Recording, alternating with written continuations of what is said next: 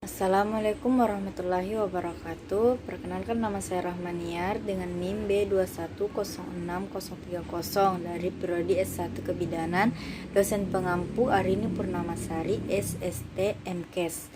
Di sini saya akan menjelaskan sedikit tentang hormon-hormon reproduksi pada laki-laki dan perempuan. Apa itu hormon? Hormon adalah bahan organik yang dihasilkan oleh kelenjar endokrin dalam jumlah sedikit yang langsung disekresikan ke darah karena tidak memiliki saluran sendiri. Hormon reproduksi pada pria terbagi menjadi 4, yaitu hormon gonadotropin.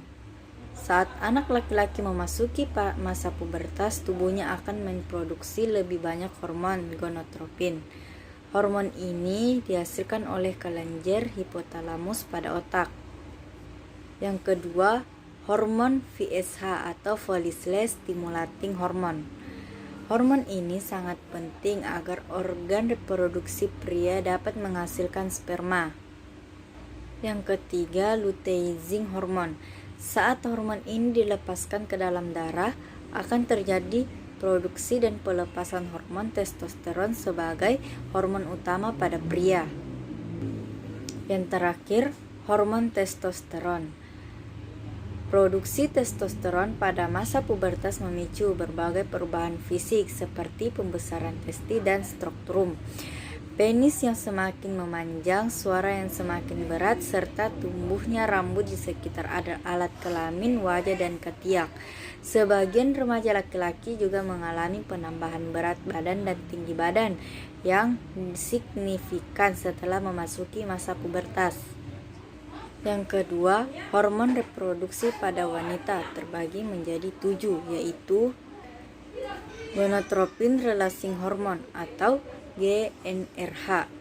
GnRH merupakan hormon yang diproduksi oleh hipotalamus di otak.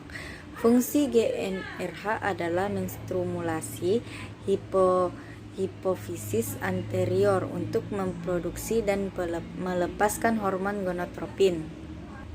Yang kedua, follicle stimulating hormone atau FSH merupakan hormon gonadotropin yang diproduksi pada sel basal hipofisis anterior sebagai respon terhadap GnRH yang berfungsi dalam pertumbuhan dan pematangan granulosa di ovarium wanita.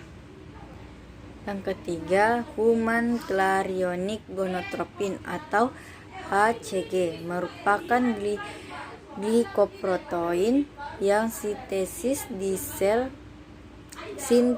sincitiotrophoblast plasenta. Kadar HCG meningkat dalam darah dan urin segera setelah implantasi ovarium yang sudah dibuahi. HCG berfungsi meningkatkan dan mempertahankan fungsi korpus luteum dan produksi hormon-hormon steroid terutama pada masa kehamilan awal.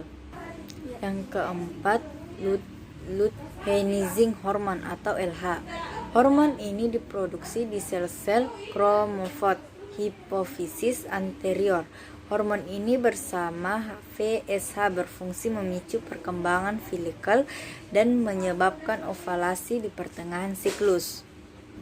Yang kelima, estrogen. Estrogen dihasilkan oleh ovarium. Terdapat berbagai jenis estrogen, akan tetapi yang paling umum untuk reproduksi adalah estradiol.